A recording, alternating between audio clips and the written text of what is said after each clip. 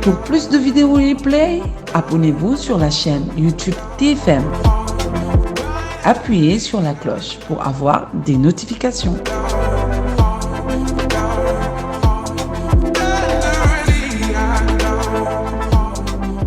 Qui reçoit avec plaisir le secrétaire général du SAEMS.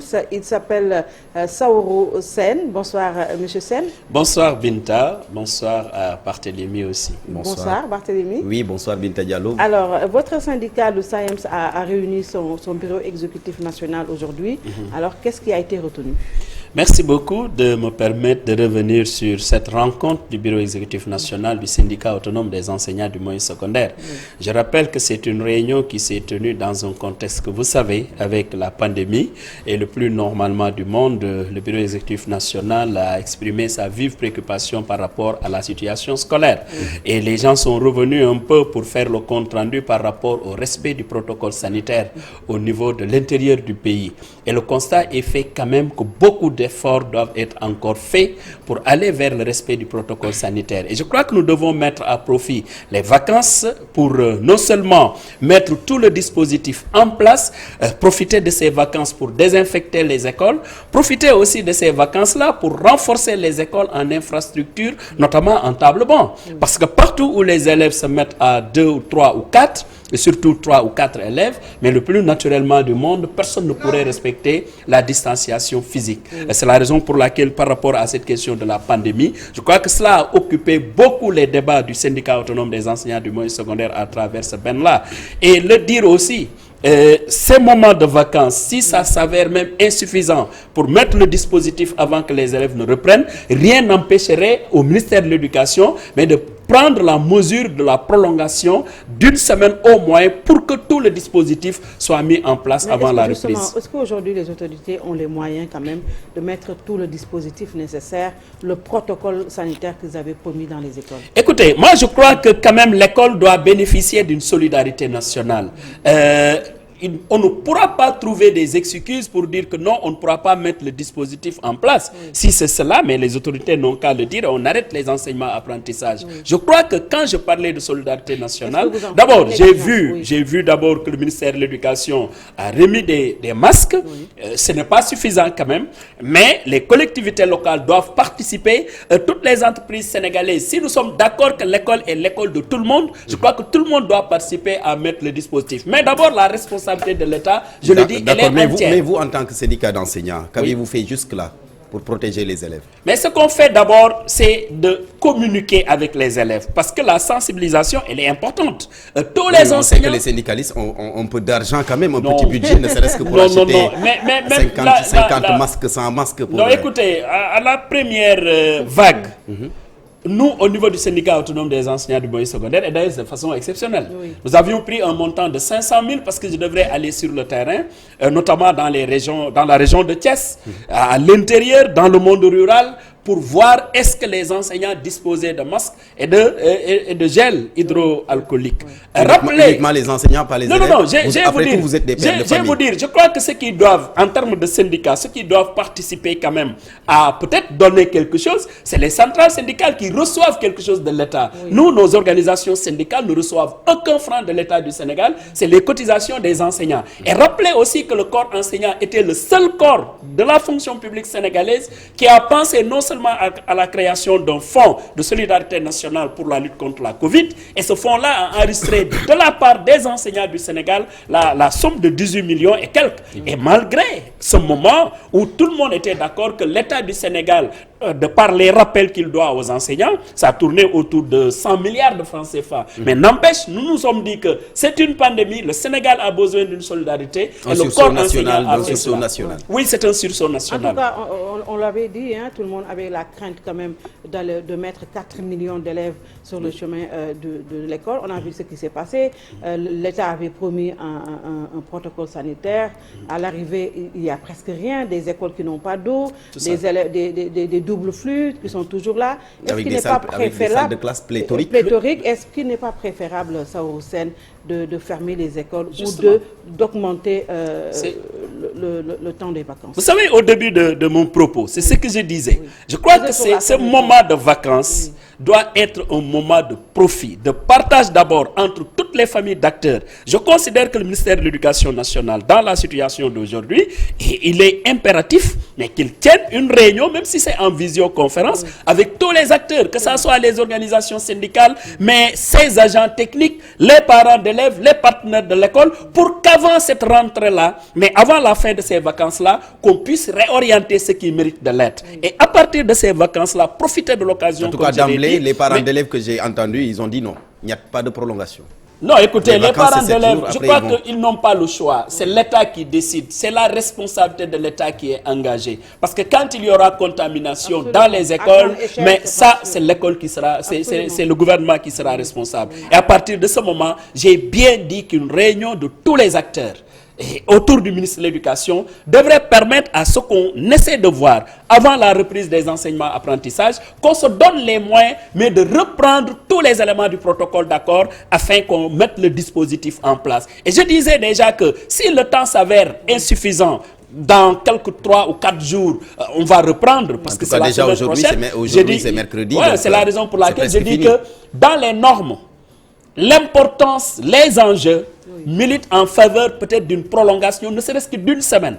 Mais pas une semaine où les gens vont rester chez eux. Une semaine où on ajoute. Dit, hein, on ne pourra pas supporter une deuxième vague, économiquement parlant. C'est ce qui veut dire, vous avez évoqué, interpeller même les collectivités territoriales qui n'ont pas les moyens aussi.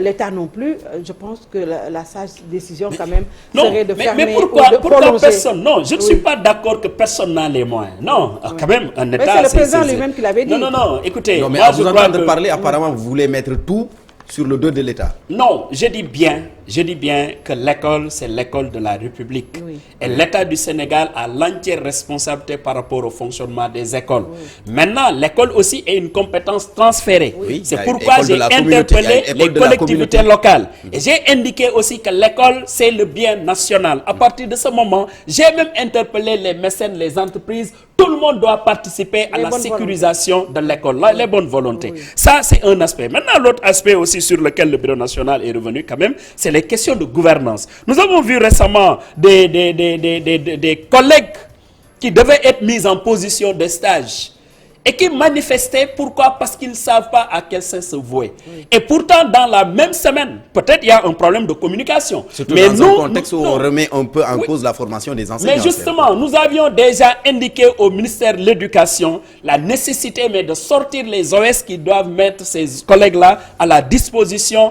de la FASTEF pour qu'ils continuent leur formation. Parce que, jadis, c'est une formation qui avait été prévue en présentiel, mais une formation à distance. Mais c'est l'État qui a dit que maintenant, à la place d'une formation à distance, ils vont faire la formation en présentiel. On dit maintenant, qu'est-ce qu'on attend? On dit que donc, il faut qu'on prenne les actes administratifs, les ordres de service, pour les reprendre de leurs académies et les mettre à la disposition de la FASTEF. Mais ça traîne, ça prend du temps, et c'est la raison pour laquelle ils sont sortis. Et ça renvoie un peu à votre déclaration de la dernière fois, Saourou, quand vous dénonciez en tout cas les lenteurs administratives. Oui, mais les lenteurs, malheureusement, je crois que nous sommes dans un monde de la rapidité et de l'efficacité en même temps.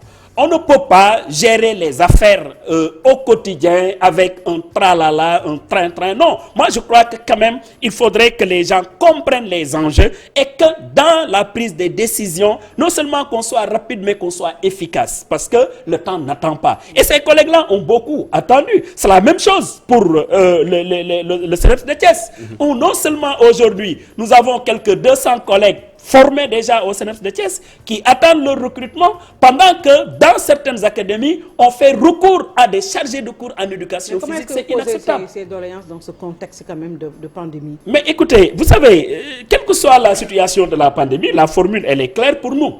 Il faut qu'on circule. Quand je dis il faut qu'on circule, c'est-à-dire il faut que les activités socio-économiques se déroulent, mais tout en empêchant maintenant au virus de circuler. Oui. Ça veut dire, en d'autres termes, nous travaillons et nous prenons toutes les mesures de sécurité pour éviter la propagation du virus. Et c'est ça l'intelligence aujourd'hui. Oui. Parce que la solution la plus facile, c'est de dire, voilà, c'est la pandémie, chacun reste chez lui, surtout on ferme, et ça ne marche pas. Voilà, c'est ça, là, vivre avec le virus d'ailleurs. Ce que je voulais dire, c'est par rapport au recrutement dont vous faites état. Comment est-ce que vous demandez à ce que des enseignants soient recrutés dans ce contexte-là où l'économie est totalement grévée? Oui, ça peut être, mais vous savez, dans toute chose, il faut communiquer avec les concernés. Parce qu'ils ont reçu leur formation. Ils attendent d'être recrutés. On attend un décret qui doit être signé de la présidence et qui concerne le CNEPS de Thiès depuis Mathusalem. Personne ne voit l'ombre de ce décret-là.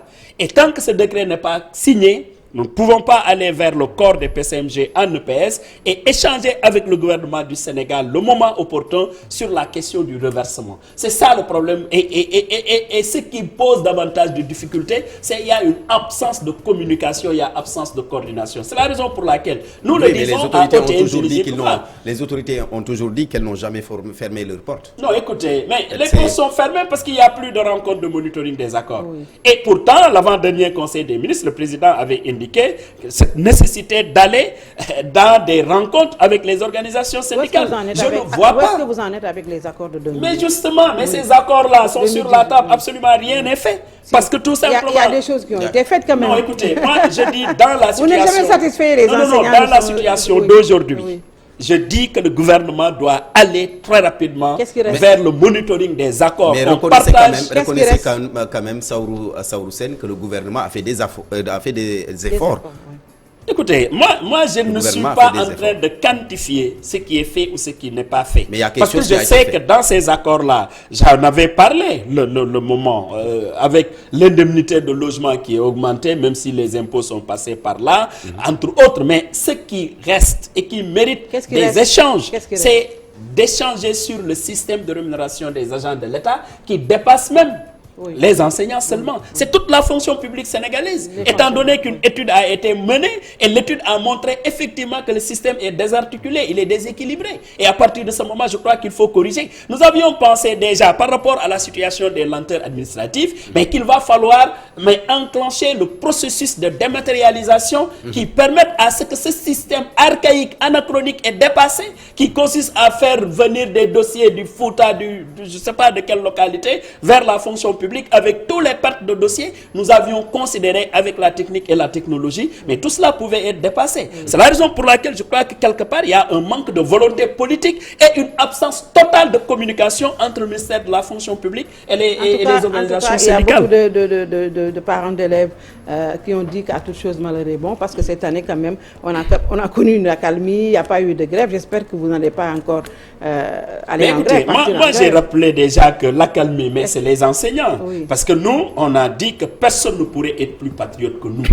Et partout au niveau national, si ça barde, excusez de le dire comme ça, l'éducation nationale doit rester debout et doit donner le ton. C'est la raison pour laquelle, lorsque nous avons vu cette pandémie-là, c'est volontairement que nous avions décidé de suspendre tout mouvement de grève. Mais il y a des syndicats qui ont observé une grève pour demander des indemnités. Indemnités des examens de fin d'année. Non, justement, mais même sur cette question-là aussi, j'ai au regret de le dire aujourd'hui. Même à la réunion du BEN d'aujourd'hui, nos responsables de Dakar ont tapé un peu sur nous parce que qu'est-ce qu'on avait dit? Nous, on avait dit que ces questions d'indemnité, ça peut se régler très facilement. Ce n'est pas l'appel qu'au niveau national qu'on puisse agir. Mais la vérité est que partout aujourd'hui, au niveau de Dakar d'abord, je nomme directement cette banque-là, c'est la BHS. Elle ne paye pas alors qu'elle a reçu les fonds depuis. Et dans d'autres localités du Sénégal, on ne paye pas ses déplacements. Et je rappelle que j'ai l'impression que les enseignants sont les seuls agents de l'État. Pourquoi la banque ne paye pas, puisqu'elle a déjà reçu? Qu'est-ce qu'elle vous a dit? Non, mais elle traîne, c'est ça la vérité. Elle traîne parce que quand vous appelez l'office du bac, elle vous dit que nous avons fait tout ce que nous devions faire et nous l'avons envoyé au Trésor. Vous interpellez le Trésor, il vous indique même les virements qui ont été faits au niveau de ces banques-là, et c'est les banques qui ne payent pas. Et malheureusement pour nous, étant donné que nous avions pensé quand même que pour ces déplacements, ça n'allait poser aucun problème, aujourd'hui à Dakar, à Fatick, un peu partout, les gens vous disent qu'il y a des reliquats de 25 personnes ici, de 300 enseignants ailleurs, et je crois que ça c'est indigne, d'autant plus que c'est des déplacements que les gens payent chaque année et par conséquent la même rengaine se repose. Il faut que les gens crient pour percevoir ce qu'ils doivent percevoir. C'est ça qu'on doit corriger de façon définitive. Est-ce que vous n'allez pas partir en grève cette année? Écoutez, vous savez, moi heureusement, et Tamsir, le secrétaire national à la presse et communication, vous savez, quand il me demandait d'être présent sur le plateau, je n'avais pas encore terminé la réunion du bureau exécutif national. Ils étaient en train de continuer la réunion sous la présidence du secrétaire général adjoint. Je sais que dès que je termine, j'aurai toutes les résolutions qui sont prises à l'issue de ce conclave du BEM. À partir en grève. Non, écoutez, vous savez, nous sommes un BEM très souverain. Hein. Saourou, je le dis en toute modestie, je ne décide pas au SAEM. C'est le syndicat qui décide et je suis, comment dirais-je, le coordinateur de l'activité. Ce que les résolutions donneront, mais nous partagerons avec l'opinion. D'accord. Vous avez l'habitude de dénoncer un peu la façon de faire des autorités, mais reconnaissez quand même que lors du dernier Conseil des ministres, le président Macky Sall a donné des instructions pour la reprise des prêts DMC. Vous savez, ça c'est quand même quelque chose. Vous savez, Barthélémy, vous savez, moi-même, certains de mes collègues enseignants et même du SAEM me le reprochent. Quand je dis certaines choses, on me dit, oui, mais Saourou, vous êtes très positif. Je dis non, je dis ce que je vois. Quand dans un conseil de ministres, le chef de l'État met le doigt sur des questions, je dis c'est important. Mais le problème, c'est que le dire... Non, questions qui préoccupent les enseignants. Parce que c'est le DMC, c'est la reprise du monitoring des accords, c'est le paiement du reliquat des examens. Moi, j'ai lu le communiqué du Conseil. J'ai applaudi, sauf que si ça ne se limite qu'à des propos... Et les exécutants ne font pas, c'est ça le problème. Parce que depuis que le président l'a dit, moi j'ai dit, écoutez, les instructions du président, elles doivent être appliquées par les ministres concernés. Quand le président l'a dit, ça fait plus d'une semaine, et pourtant rien n'a bougé, je le dis. Parce qu'il n'y a pas de rencontre de monitoring, ces déplacements-là n'ont pas été payés, et pourtant c'est la plus haute autorité du Sénégal qui l'a dit, et c'est très grave. C'est la raison pour laquelle je considère quand même qu'un effort doit être fait, parce que tout le problème c'est que, quelle que soit la pertinence ou le volume du discours, s'il n'y a pas d'effet qui suivent, mais ça n'a pas de résultat. Aujourd'hui, moi-même, je le dis, j'étais très surpris quand j'ai vu les collègues de la mise en position des stages marcher au niveau de Dakar. C'est une honte pour une raison toute simple. Parce que, objectivement, je pensais que le problème est déjà réglé. Parce que quand vous interpellez les autorités, ils vous disent dans la semaine, les ordres de service vont sortir. On attendait juste la fin du semestre. Et que ces gens-là marchent parce qu'ils n'ont pas d'interlocuteur valable. Ce sont ces couacs-là qu'il va falloir corriger et le plus rapidement possible. Saourou Sène, c'est vrai, le combat syndical, ça existe, c'est là. Mais est-ce que vous aussi, vous n'êtes pas victime parce que là, vous êtes un peu éparpillé, c'est l'émiettement un peu partout. C'est compliqué. Bien vrai qu'on a organisé ici des élections de représentativité. Chacun boxe de son côté, c'est compliqué. Oui. Vous savez, c'est davantage plus compliqué quand ceux qui n'ont presque pas droit à la parole, excusez de le dire comme ça, parlent plus que ceux qui en ont droit. Et quels sont ces gens vous savez, qu'est-ce qui s'était passé? Vous faites partie de ceux qui ont droit à la parole. Je vais m'expliquer. J'ai posé une question. Est-ce que vous faites partie de ceux qui ont droit à la parole? Je suis premier, toute modestie mise à part, je suis la première organisation. Ceux qui ont quelques 0,quelques% ou 1%. Ou 1,82%, je ne sais pas. Parler du G20. Ces gens qui ont obtenu 1, ils se disent plus représentatifs. Je vais vous dire une chose. C'est dans l'intérêt des Sénégalais. Surtout ceux qui aiment l'éducation nationale, qu'on respecte mais la décision des enseignants en la matière. On était plus de 42 organisations devant le gouvernement du Sénégal. Si chaque organisation prenait la parole, ne serait-ce que pour 2 minutes, vous voyez le temps que ça fait. Ce n'était pas efficace. C'est la raison pour laquelle, objectivement, nous avons dit à l'État du Sénégal, nous syndicats, que nous voulons aller vers des élections de représentativité pour que les enseignants, de façon libre et souveraine, désignent ceux qui doivent les représenter à la table de négociation. Et figurez-vous, sur ces 48 organisations, il n'y en a que 5 ou 6 qui ont dépassé le pourcentage demandé. Et dans le collège du moyen secondaire, le SAEMS est arrivé premier. Maintenant, ça, je dis que être premier, c'est pour rappeler, ou nous rappeler à chaque fois que de besoin, cette grande responsabilité que nous avons par rapport aux enseignants et par rapport à leur situation. C'est la raison pour laquelle nous n'avons pas le droit de vendre des chimères aux enseignants. Nous devons être réalistes avec eux et leur dire la vérité par rapport à tout ce qui est en train de se passer. Maintenant, qu'on fasse de l'opposition syndicale ou de la démagogie dans la presse, qu'on soit toujours l'éternel invité, qu'il pleuve, qu'il neige, c'est toujours vous qui prenez la parole, mais les enseignants sont des gens qui à qui? Non, vous savez... Vous avez peur de posé- donner un nom ou pas? Non, mais Dites-moi, Marché. moi, je Dites-moi, n'ai Marché, pas, c'est quoi? Vous faites allusion à qui? je n'ai pas, mais vous savez très bien les syndicats qui peut-être Mais les coordonnent- Sénégalais ne le savent pas. Ne le savent. Ah si, C'est écoutez, moi je crois que ce débat-là n'est même pas important. Ce qui est important, Oui, mais sauf que vous c'est avez qu'on tourné revienne. autour du pot, quand Non, non, non, il n'y a pas de pot même. Ce qui est important, madame, Oui. c'est qu'on doit se le rappeler. Et même si nous sommes dans une situation de pandémie, l'école sénégalaise mérite plus d'attention de la part des pouvoirs publics. Même si nous sommes en situation de pandémie, ces enseignants, soldats du savoir, sont sur le terrain. Ils s'occupent de ce que la nation a de plus cher que sont les enfants. Mais est-ce que C'est vous- la raison pour laquelle, Oui, oui. et c'est pourquoi vous me disiez tout à l'heure que j'étais autour d'un pot, alors que non. C'est que l'essentiel, ce n'est pas ce débat-là. L'essentiel, c'est sur ce que les gens vivent au quotidien. Ces manquements au niveau de la gouvernance, dans les avancements, dans les rappels, et même ce mois-ci. J'ai reçu beaucoup d'interpellations venant des enseignants qui me disent « Mais EG, on a perdu pas moins de 20 000, 25 000. » J'ai interpellé, et je le dis officiellement, j'ai interpellé le directeur de la SOL Oui, pour mais lui dire Saourou, s'il y a des manquements sur les salaires, mais vous devez communiquer pour dire aux gens qu'est-ce qui justifie quoi. Oui, mais Saourou Sène, on a l'impression que vos revendications tournent autour de l'argent. C'est des revendications d'ordre pécuniaire. Au moment Ça ne où vous on gêne remet pas en trop, cause quand un même, peu la toujours qualité de l'école, c'est Le les niveau. enseignements, le niveau. Non, je suis Et désolé. certains même en veulent Vous savez, aux enseignants. Vous savez, On entend que de la- vous savez, malheureusement, ça entend aussi, que- peut-être c'est un problème de communication, je le dis et je l'assume. Depuis qu'on est là, Non, on a parlé je, que d'argent. je vais vous dire, ça peut être un problème de Alors que les communication. abris provisoires sont Vous là, savez, les vous écoles savez, sont là. vous savez, madame, Oui. je l'ai dit, ça peut être un problème de communication.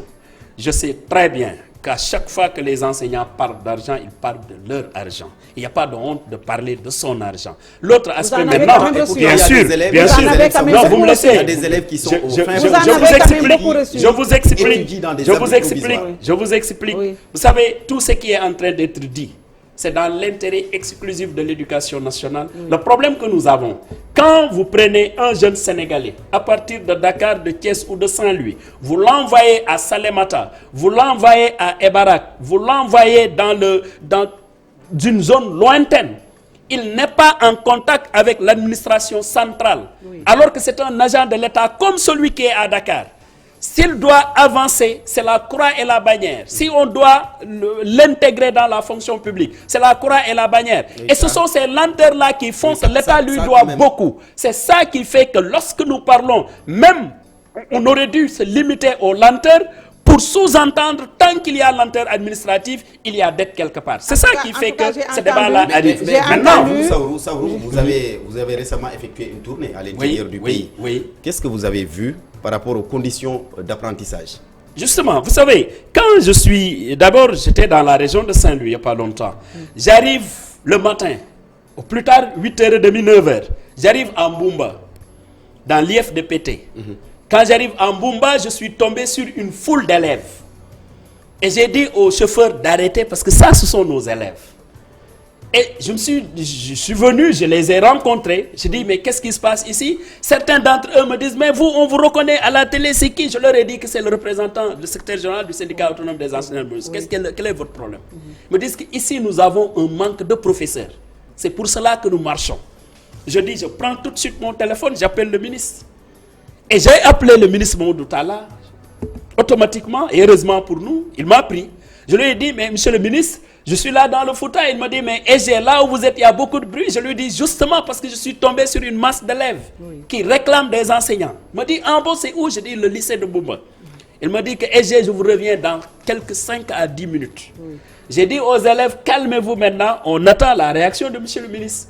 Et les élèves applaudissaient comme ça. Quelques minutes, si, il a réagi pour dire la vérité. Moi, je suis là pour dire les choses telles qu'elles. Pour dire quoi? Oui, le ministre m'a rappelé 5 minutes après pour me dire qu'il a appelé l'inspection d'académie de Saint-Louis et des enseignants ont été déjà affectés au lycée de Mumba. Ils doivent arriver avant le soir. Ils ont reçu leur OS. C'est les sortants du CNEPS.